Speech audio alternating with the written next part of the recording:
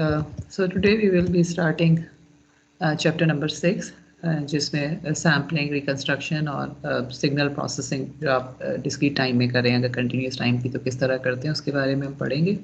So we will start again with announcement. और आज के लेक्चर में जो है we will try to cover about the sampling के टाइम और फ्रीक्वेंसी डोमेन में जो है वो सैम्पलिंग किस तरह से जो है वो मतलब टाइम डोमेन में किस तरह से सैम्पलिंग डोमेन में उसका क्या इफेक्ट पड़ रहा होता है और बेसिकली स्पेक्ट्रम्स जो है उस पर किस तरह से इफेक्ट पड़ रहा होता है कंटिन्यूस से जब हम डिस्क्रीट में जा रहे होते हैं. और हम नाइकर्स क्राइटेरिया को टच करेंगे, एलियासिंग की बात करेंगे. आई एम श्योर आपको ये सारी चीज़ें जो हैं पहले से आपने की हुई भी हैं, हमने इसी कोर्स में जो है पहले चैप्टर में भी की थी, but today we will be talking about them in detail. Announcement में देयर इज़ नथिंग न्यू. आपका क्विज़ है, आपको पता है आज मैंने क्विज़ का टाइम थोड़ा सा बढ़ा दिया है, मतलब 4:30 से 5:30 की बजाय 5:45 कर दिया है. आपको तकरीबन 1 घंटे का क्विज़ होगा एंड देन 15 मिनट जो होंगे वो आपके पास अपलोड वगैरह करने के लिए होंगे.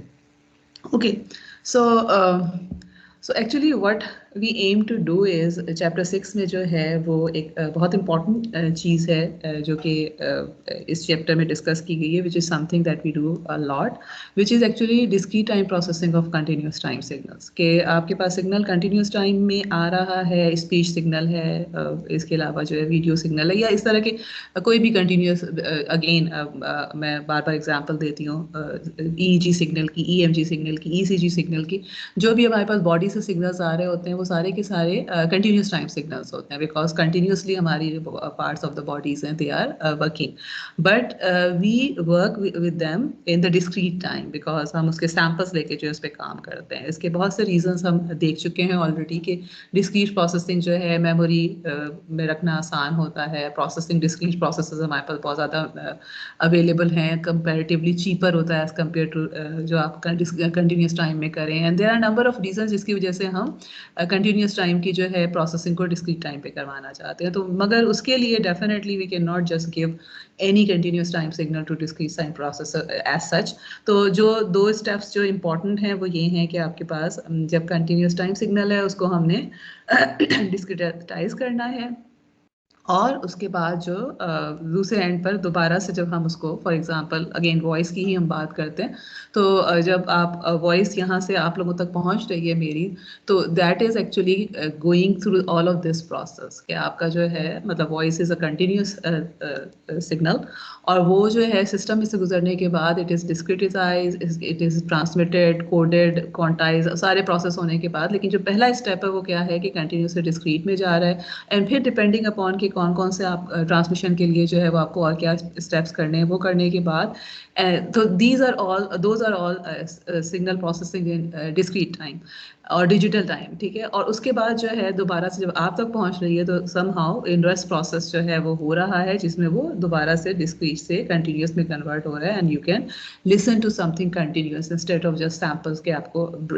ब्रेक्स के साथ चीज़ें मिल रही हूँ. तो we will be talking about today we will be talking about कि कंटिन्यूस टू डिस्क्रीट टाइम हम किस तरह कन्वर्ट करते हैं, और उसके लिए जो है वो हमें क्या क्या इन्फॉर्मेशन चाहिए होती है. ठीक है, एक चीज़ और जो हमने याद रखनी है वो ये कि ये जो प्रोसेस है इसमें आपको नज़र आ रहा है कि जो कंटिन्यूस टू डिस्क्रीट टाइम का ब्लॉक है और जो डिस्क्रीट टू कंटिन्यूस टाइम का ब्लॉक है, मतलब this actually step is sampling. ये वाला जो स्टेप है दिस इज़ सैम्पलिंग. ठीक है, जो कि हम आज करेंगे कंटिन्यूस टू डिस्क्रीट में, एंड दिस इज़ रिकंस्ट्रक्शन. ठीक है, नाउ इन दोनों केसेस में दिस इज़ इम्पॉर्टेंट कि मैं दोनों में जो है वो इनपुट कर रही हूँ सैम्पलिंग फ्रीक्वेंसी को दोनों ब्लॉक्स में जो है. ठीक है, so this is something which need to always remember कि one of the most important things when you are going from continuous to discrete time और discrete to continuous time is the sampling frequency. Okay, दूसरी चीज़ sampling frequency is not something constant कि मैं कहूँ कि जी मैंने कोई भी सिग्नल उठाया, इस पर जो है ये सैम्पलिंग फ्रीक्वेंसी लगाई और उसको आगे भेज दिया, या कोई भी सिग्नल उठाया एंड उसको जो है रिकंस्ट्रक्ट करने के लिए मैंने कोई भी सैम्पलिंग फ्रीक्वेंसी लगाई और रिकंस्ट्रक्ट कर दिया. This sampling frequency is signal dependent. ठीक है, कि आपका जो सिग्नल आ रहा है उसके फ्रीक्वेंसी कंटेंट्स के ऊपर डिपेंड करता है, विच इज़ समथिंग इम्पॉर्टेंट, जो कि अभी हम देखेंगे कि किस तरह से उस पर डिपेंड कर रहा होता है। दूसरी चीज़ ये कि मैंने यहाँ पे जो आपके पास फिगर बनाई है, this is the simplest form of discrete time processing की फिगर है। इसमें मैंने क्वांटाइजेशन नहीं डाला हुआ, इसमें मैंने आगे कोडिंग, इस तरह के एनकोडिंग वगैरह कुछ भी चीज़ नहीं डाली हुई, ठीक है, but which is this is the basic block. और इस केस में जो मैंने और सिंप्लीफाई किया है वो ये कि आपका जो सैम्पलिंग फ्रीक्वेंसीज हैं at the transmitting and receiving end, दोनों मैंने सेम रखी हुई है एफ ऑफ एस जो है। You need to remember this thing. हो सकता है आप आगे जाके जब चीज़ों को करें कि this is not always true. आपके पास देयर इज अ पॉसिबिलिटी कि आप सैम्पल किसी और रेट से कर रहे हैं और रिकंस्ट्रक्ट उसको किसी और रेट से कर रहे हैं, ठीक है। और दूसरी चीज़ ये कि इसके बीच में क्वांटाइजेशन और इस तरह के जो दूसरे स्टेप्स भी शामिल होते हैं, but again we will not talk about this mainly because we don't have that much time available. Okay, so अब जो है, let's talk about sampling, and we will talk about sampling in both in time domain, with reference to time domain and with reference to frequency domain also, ठीक है। तो अगर हम time domain की बात करते हैं, that is something very easy, कि आपके पास क्या है कि हमने कहाँ से कहाँ जाना है। We have a signal which is in time, और लेट्स सपोज कि दिस इज दैट सिग्नल, और यहाँ से हमने let me just to make the things easier, let's suppose कि ये 0 से स्टार्ट हो रहा है और यहाँ से हमने डिस्क्रीट टाइम में जाना है। तो what I need to do is कि let me just copy and paste the same thing.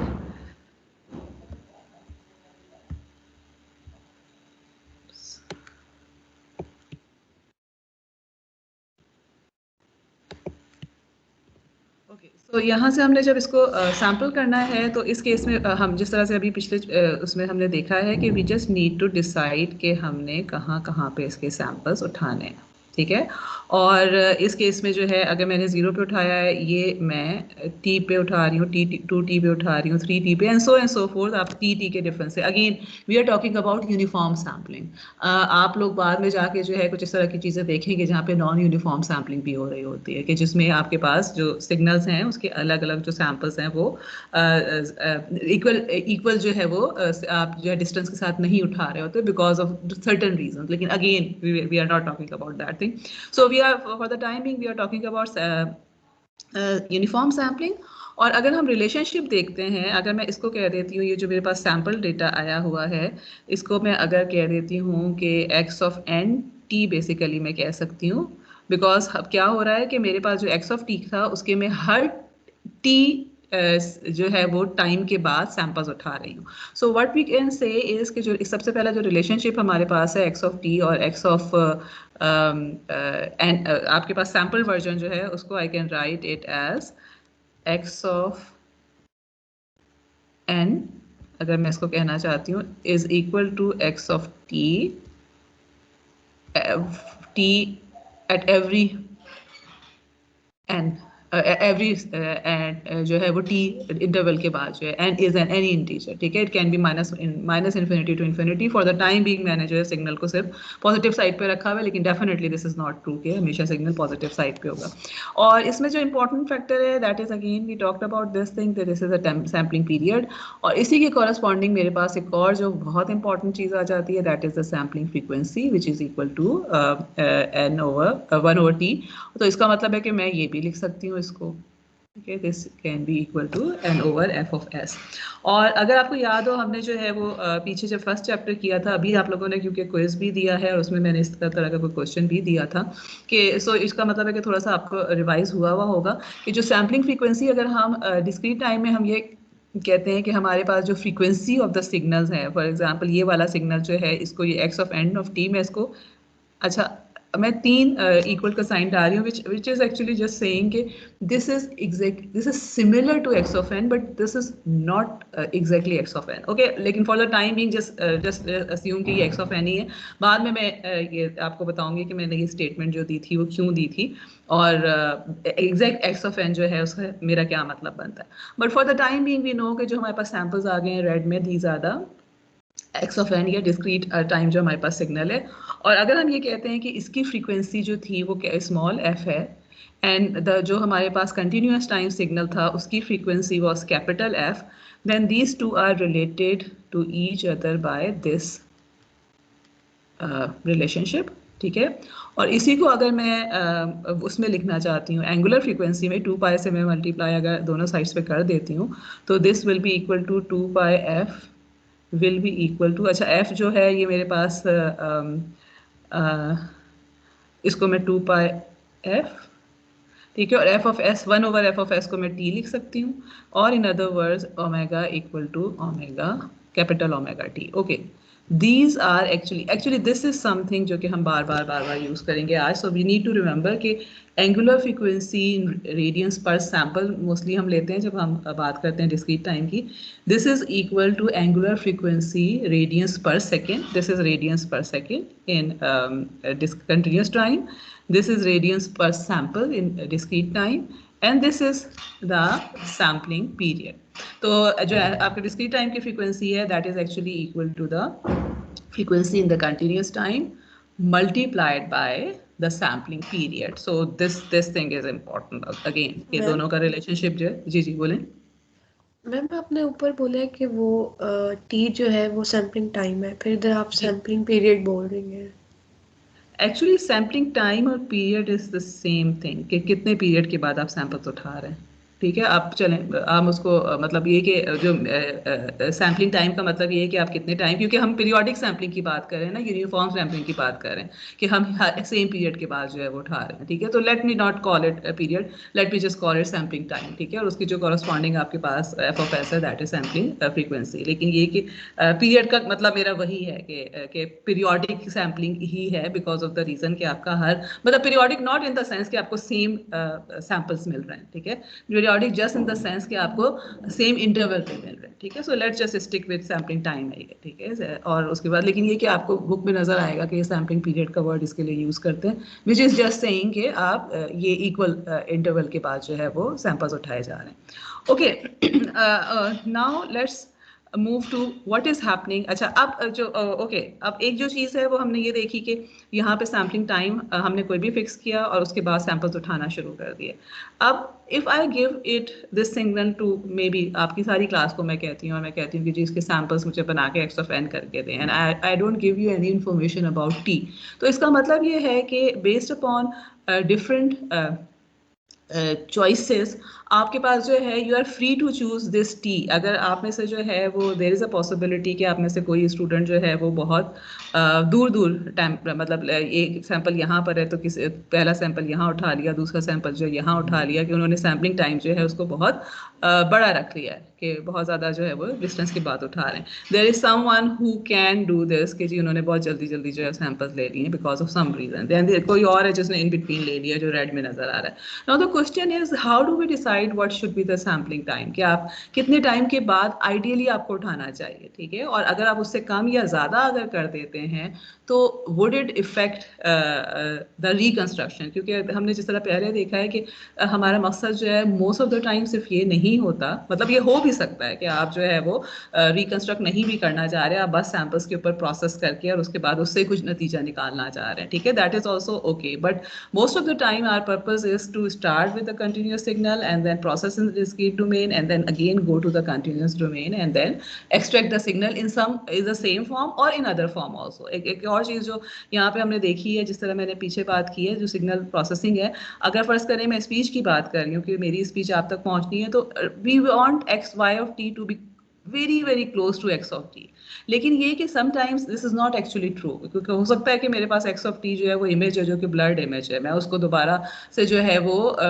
या ये कि मेरी वॉइस ही है लेकिन वो है नॉइस के साथ है वॉइस, या ईईजी सिग्नल है जो नॉइस के साथ है और सिग्नल प्रोसेसिंग उसको नॉइस को एक्सट्रैक्ट कर रहा है। तो इसका मतलब है कि देयर आर सर्टन टाइम्स कि जब आपका सिग्नल सेम ही होगा, ठीक है, कि सिग्नल प्रोसेसिंग वाला जो पार्ट है it will just not be changing the signal, ठीक है। सर्टन टाइम्स होंगे जिसमें वो डिफरेंट हो जाएगा, सर्टन टाइम्स होंगे जब हम यहाँ पे ही रुक जाएंगे जो सिग्नल प्रोसेसिंग वाला पार्ट है।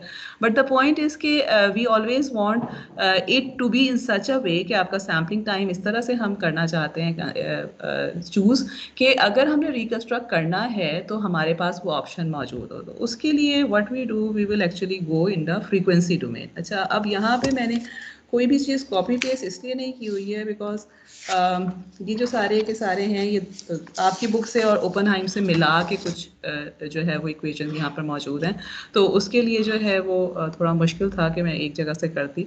सो लेट्स एक्चुअली सी के अच्छा हम क्या रहे हैं। देखिए हमारे पास वी हैव 2 डोमेन्स जिसमें हम बात कर रहे हैं।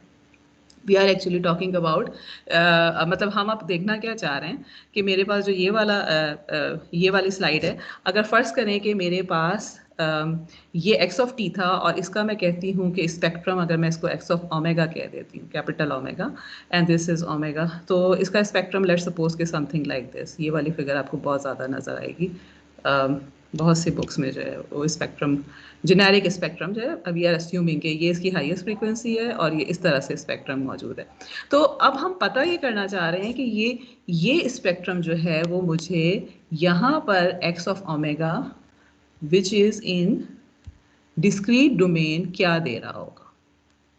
ठीक है, बेस्ड अपॉन कि मेरे पास क्या क्या इन्फॉर्मेशन मौजूद है। मेरे पास ये इन्फॉर्मेशन मौजूद है कि ये स्पेक्ट्रम क्या है, और दूसरी जो इन्फॉर्मेशन मेरे पास मौजूद है विच आई एम अस्यूमिंग इज जो इंपॉर्टेंट इन्फॉर्मेशन, वो ये कि टी मौजूद है मेरे पास। ठीक है, और मुझे ये चीज़ पता है कि this is the relationship between small omega, capital omega and T. तो इन तीनों चीज़ों को यूज़ करके I would like to figure out कि ये एक्स ऑफ ओमेगा हो क्या रहा होगा। तो इसका मतलब है कि I need the information for both domains. Discrete domain की भी इन्फॉर्मेशन मुझे चाहिए और कंटिन्यूस डोमेन की भी चाहिए, क्योंकि कंटिन्यूस से हम डिस्क्रीट में जा रहे हैं। विच एंड देन फ्रीक्वेंसी की बात करें तो इसका मतलब है कि हम फोरियर ट्रांसफॉर्म से कंसर्न हो गए। So let me actually do this in parallel. एक हम कंटिन्यूस टाइम की बात करते हैं और दूसरा जो है वो हम डिस्क्रीट टाइम की बात करते हैं। और इसमें जो है अभी सबसे पहले जो है I will just right the equations. अगर हम कंटिन्यूस टाइम की बात करते हैं तो जो हमारे पास कंटिन्यूस टाइम फोरियर ट्रांसफॉर्म की इंफॉर्मेशन होती है, एक की इक्वेशन होती है that is equal to minus infinity to infinity X of T E J e minus j omega t dt। ठीक है, let me write this as equation 1। अच्छा, दूसरी जो है अगर ये कंटिन्यूस टाइम फोरियर ट्रांसफॉर्म की इनवर्स जो इक्वेशन होती है जिसके थ्रू हम एक्स ऑफ टी निकाल सकते हैं, that is in continuous time that is minus infinity to infinity X of omega E J omega T D omega. ठीक है, अच्छा अब डिस्क्रीट टाइम की तरफ आते हैं। यही इक्वेशंस अगर हम लिखते हैं तो अच्छा let me number it as 2। Discrete time में जो एक्स ऑफ ओमेगा की इक्वेशन है which is the Fourier transform, discrete time Fourier transform, that is minus infinity to infinity X of N E minus J omega N, इसको मैं कह रही हूँ equation 3। And then इसी का जो इन्वर्स है X of N is equal to 1/2 pi minus pi to pi X of omega E J omega N D omega.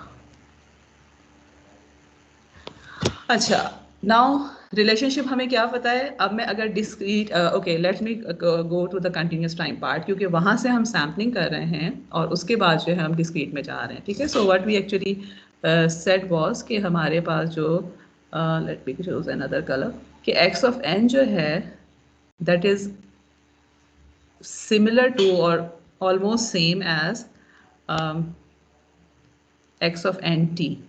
ठीक है, विच इज़, तो इसका क्या मतलब है कि ये जो इक्वेशन 2 है इसमें अगर मैं t की जगह एन टी लगा देती हूँ तो I should be getting this simply E J omega omega N T D omega हो जाएगा। ठीक है, and let me give let me call this equation A, इसको मैं कह देती हूँ because this is the important equation जिसके साथ हम डील कर रहे होंगे। ठीक है, अच्छा अब इस केस में जो है मेरे पास what I have just done is कि मेरे पास जहाँ पे t था उसकी जगह मैंने उसको n of t से रिप्लेस कर दिया because we know कि this is what sampling is all about। ठीक है, अब मैं अगर डिस्क्रीट टाइम की तरफ आती हूँ डिस्क्रीट टाइम के केस में जो है, अब अगर फर्ज करें कि आई नो कि मेरे पास एक्स ऑफ एन की ये इक्वेशन है मौजूद, ठीक है, और ये जो फोर्थ इक्वेशन नंबर जो है, और इस फोर्थ ऑफ इक्वेशन नंबर में I know from the previous slide कि मेरे पास जो रिलेशनशिप है डिस्क्रीट और कंटिन्यूस टाइम फ्रीक्वेंसीज का, तो that is actually equal to small omega is equal to capital omega multiplied by t. तो अगर मैं इसको इक्वेशन नंबर 4 को लेती हूँ तो आई हैव दिस थिंग, मैं अगर ओमेगा स्मॉल ओमेगा की जगह मैं उसकी सिर्फ वैल्यू निकालती हूँ, ओमेगा की जगह जो है वो कैपिटल ओमेगा टी करती हूँ, तो हमारे पास क्या हो जाएगा, there will be certain things जो कि चेंज होंगी। डी ऑफ ओमेगा क्या हो जाएगा, डी ऑफ ओमेगा क्या बन जाएगा, कौन बताएगा मुझे? Okay, let me actually do it here. ठीक है, यहाँ पे जो मैं फोर्थ में क्या करना चाहती हूँ, फोर्थ इक्वेशन में मैं इसके साथ करना चाहती हूँ, ठीक है। So what will be d of omega, t तो कांस्टेंट है, t times d of capital omega, ठीक है। And then when omega equal to minus pi है, मेरे पास ये जो कैपिटल ओमेगा हो जाएगा, that would come out to be what, minus pi by t. And then similarly omega जब पाई है तो ये पाई बाई टी हो जाएगा। सो इन अदर वर्ड्स ये इक्वेशन जो है वो किस तरह से चेंज हो जाएगी, this will become minus pi by t to.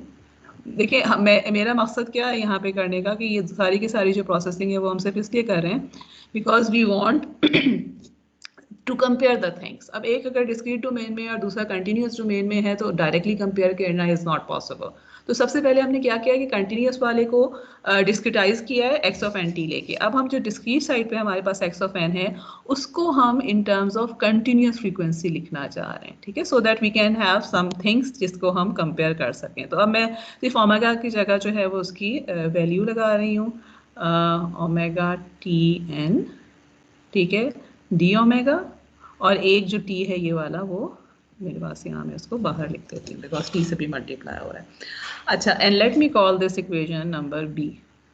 अब आप देखिए कि अगर मैं इक्वेशन बी और ए और बी देखती हूँ तो लेफ्ट हैंड साइड जो है वो दोनों के सेम है, ठीक है, विच मीन्स कि मेरे पास जो है वो राइट हैंड साइड्स को भी सेम होना चाहिए। तो वैसे तो खैर मैं सिर्फ इस लॉजिक की बेस पे आई कैन से कि जी ये वाला जो मेरा इंटेग्रल है पूरे का पूरा, it must be equal to this thing, ठीक है, विच इज़ एक्चुअली ओके, एक चीज़ मैंने गलत लिखी है यहाँ पे, this is D of capital omega, ठीक है। तो विच इज एक्चुअली ट्रू कि आपके पास जो है वो दोनों डी ऑफ कैपिटल ओमेगा के इंटीग्रल्स हैं, and then but still it is not making sense because of the reason कि एक की जो है वो limit minus pi by t से पाई बाई टी तक है, दूसरी की लिमिट जो है वो माइनस इन्फिनिटी टू इन्फिनिटी है, और so we actually don't know to how to compare these things कि आपके पास जो है माइनस पाई बाई टी से पाई बाई टी को इनफाइनाइट और ये वाला जो है दूसरा कैसे कर सकते हैं।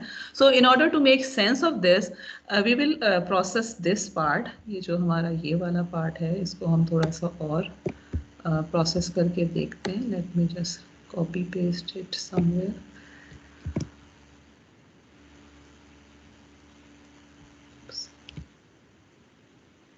ठीक है, ये माइनस इन्फिनिटी से इन्फिनिटी तक है। अब इसको जो है ना, अगर आप इसको सोचें तो what is actually happening is, मैं वो नहीं बना रही, ठीक है, मैं स्पेक्ट्रम नहीं बना रही, लेकिन ये कि what we actually know is कि ये जो हमारे पास जो भी स्पेक्ट्रम है इसका, तो इसकी limit minus infinity to infinity का क्या मतलब है कि आपके पास जो है वो ये माइनस इन्फिनिटी से यहाँ तक है, तो this is actually scattered all over. अब इसी चीज को जो है I can write it as sum of integrals within certain intervals, यानी मैं ये कह सकती हूँ कि if I make it equal to कि मेरे पास जो है वो माइनस इन्फिनिटी से इन्फिनिटी तक मैंने इंटरवल्स ले लिए, और वो इंटरवल्स मैंने क्या लिए हैं, मैंने इन तमाम के तमाम इंटरवल्स जो हैं इनकी ड्यूरेशन क्या रखने की कोशिश की है, 2 पाई बाई टी।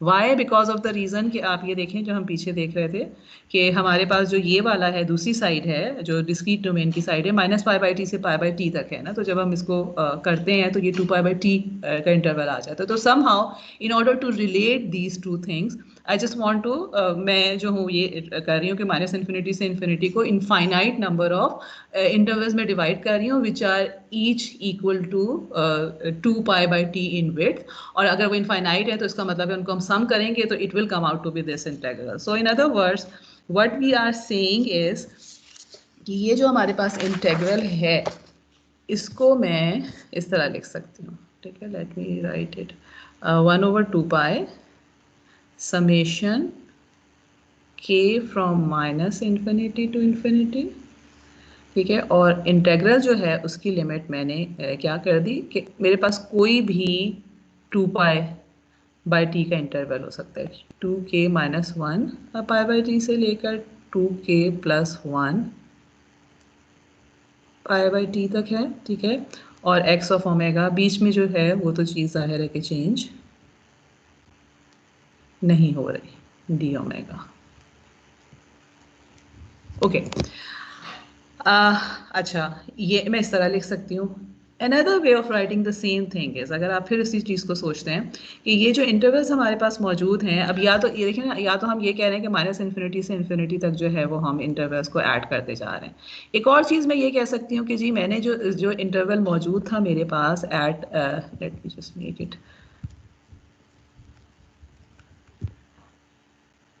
जी, ये जो है मेरे पास जो है, ये भी मैं कह सकती हूँ कि ये जो माइनस पाई बाई टी से पाई बाई टी तक का इंटरवल था, बेसिकली अगेन ये 2 पाई का था, इसी की शिफ्टेड कॉपीज को अगर मैं ऐड अप कर रही हूँ, ठीक है, कि यहाँ से यानी माइनस पाई बाई टी से पाई बाई टी तक, फिर पाई बाई टी से लेकर 3 पाई बाई टी तक, फिर 3 पाई बाई टी से 5 पाई बाई टी तक, या ये पीछे से पीछे, तो अगर मैं इनफाइनाइट ये कॉपीज भी कर रही हूँ तो this is the same thing as adding all of these intervals. So in other words, what I'm trying to do is now is in again हम अगर जहन में जो है उसको रखते हैं जो कि हमारा डिस्क्रीट डोमेन का इंटीग्रल था, कि हम उसको जो है, अब मैं इस लिमिट को माइनस पाई बाई टी से पाई बाई टी तक करना चाहती हूँ in order to make the things comparable.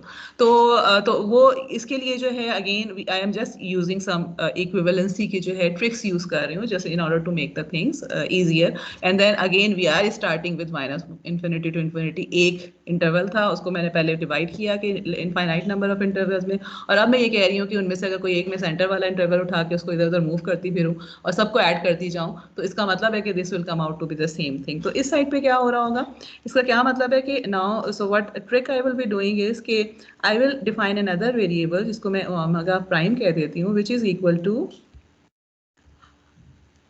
Omega minus omega minus 2 pi के बाई टी, ठीक है। तो आपकी क्लास इतनी जल्दी ख़त्म होने वाली होती है, ओके। अच्छा, अब मैं जो है ना इसको बेसिकली मैनिपुलेशन, मैं मतलब वो सारे के सारे जो है ना वो लिमिट्स की वो नहीं करके दिखाऊंगी, लेकिन आप ये खुद करके देख लीजिएगा कि व्हेन यू अगर apply this change in the variable, so it will come out to be k from minus infinity to infinity. This interval, this thing will be minus pi by t to pi by t, ठीक है। and then x of omega, और ये x of omega नहीं,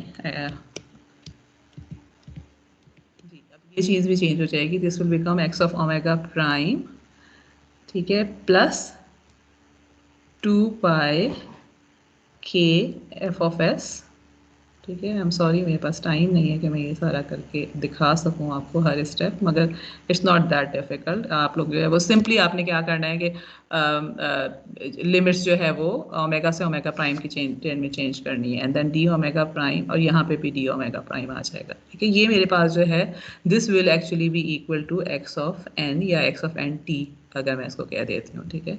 let me copy this और वहाँ वापस लेके जाते हैं जहाँ हमने बाकी तमाम इक्वेशंस लिखी हुई हैं।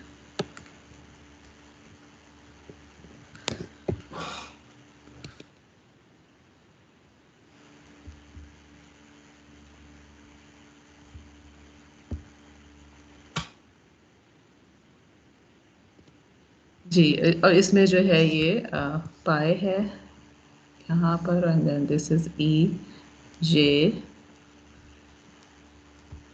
Omega N t, omega prime है, ठीक है। और एक और चीज़ जो हम करेंगे, देखिए अब k is changing from minus infinity to infinity, और इसमें जो है ना, just in order to make the things equivalent to, because हम मोस्टली यहाँ पर जो है माइनस का साइन चाह रहे होते हैं, ये जो ओमेगा प्राइम माइनस 2πk है ना, इसको मैं प्लस 2πk के बजाय मैं इसको माइनस करना चाहूँगी। अगेन इसका मतलब क्या है कि मैं अगर k को माइनस k से रिप्लेस कर दूँ तो वी नो के जो लिमिट्स हैं वो तो चेंज वही होंगी, माइनस इन्फिनिटी से इन्फिनिटी, ये वाली जो चीज़ है वो प्लस के बजाय माइनस में आ जाएगी, just for the sake of representation जो है हम यहाँ पे माइनस चाह रहे होते हैं, ठीक है। So at the end then again मैं ओमेगा प्राइम को अगेन ओमेगा लिख सकती हूँ, बिकॉज ऑफ द रीजन के इट डजंट एक्चुअली मैटर, ये डमी वेरिएबल्स हैं आपके पास, तो मैं सारों को जो है वो ओमेगा लिख सकती हूँ। So I am doing this because I want to compare the things. तो ये आ जाएगा x of minus infinity to infinity x of omega minus 2πk FFS। अब आप देखिए कि अब अगर हम इन दोनों को इक्वेशंस को कंपेयर करते हैं तो मेरे पास this is these are same, ठीक है, यहाँ पे एक n भी है, ठीक है। अच्छा, और उसके बाद राइट हैंड साइड जो है, लेफ्ट हैंड साइड तो ऑलरेडी सेम है, तो इसका क्या मतलब है कि मेरे पास, और दूसरी एक और चीज़ जो हम याद रख यहाँ से आपको याद रखने की ज़रूरत है कि ये जो इंटेग्रल है मैं इसको बाहर भी लेके जा सकती हूँ, बिकॉज समेशन एंड इंटेग्रल जो है दे आर लीनियर वेरिएबल्स, ठीक है। तो अब इंटेग्रल जो है वो भी दोनों का लिमिट सेम हो गई है, -π/t से π/t तक हो गई है। So in other words what if we compare these two, what we can conclude is कि मेरे पास t times x of omega t is equal to summation of this spectrum, shifted spectrum from minus infinity to infinity, ठीक है। let me write it on a separate slide, ठीक है। so what I am saying is कि अगर हम दोनों को compare कर रहे हैं तो हमारे पास t times x of omega t is equal to summation k from minus infinity to infinity x of omega minus k omega s, 2π f of s था ना, which is equal to omega s, and k is changing from minus infinity to infinity. Yeah, in other words what we are saying is कि मेरे पास जो ये एक spectrum था, अगर ये x of omega है इन डिस्क्रीट कॉन्टिन्यूस डोमेन का स्पेक्ट्रम जो था, ये 0 है, ये ओमेगा h है, हाईएस्ट फ्रीक्वेंसी को मैं h से रिप्रेजेंट कर रही हूँ। तो जब ये डिस्क्रीट में जा रहा है, ठीक है, डिस्क्रीट में जा रहा है, let me actually do one more thing, ये x ऑफ ओमेगा t यहाँ पर रहने देती हूँ और 1/t इधर ले जाती हूँ। तो जब ये डिस्क्रीट डोमेन में जा रहा है या सैम्पलिंग हो रही है, डिस्क्रीट जो है वो डायरेक्ट डिस्क्रीट नहीं है, लेकिन सैम्पलिंग के बाद जब जा रहा है तो ये मैं एक्सिस अगर ओमेगा ही रखती हूँ, मेरे पास जो x ऑफ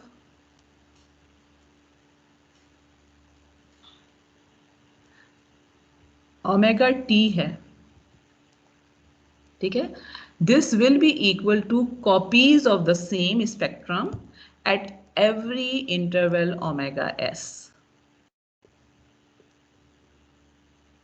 ठीक है, and 2 पे, 3 पे, 4 पे, 5 पे and so forth।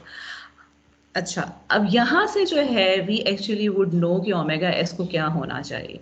एक जो चीज़ मुझे नज़र आ रही है, लेट्स सपोज कि अगर हम वही वाली बात करते हैं कि हम जो है हम टाइम डोमेन की अगर बात करते हैं कि जिस तरह हमने कहा था कि ये हमारे पास जो है वो सिग्नल है और हम इसको सैम्पल करना शुरू कर रहे हैं, तो हम या तो सैम्पल्स बहुत बड़े बड़े रख सकते हैं, ठीक है, या ये कि लेट्स सपोज कि हमें दो चॉइसेस हम लोगों ने की हुई हैं, ठीक है, कि बहुत छोटे सैम्पल्स हैं।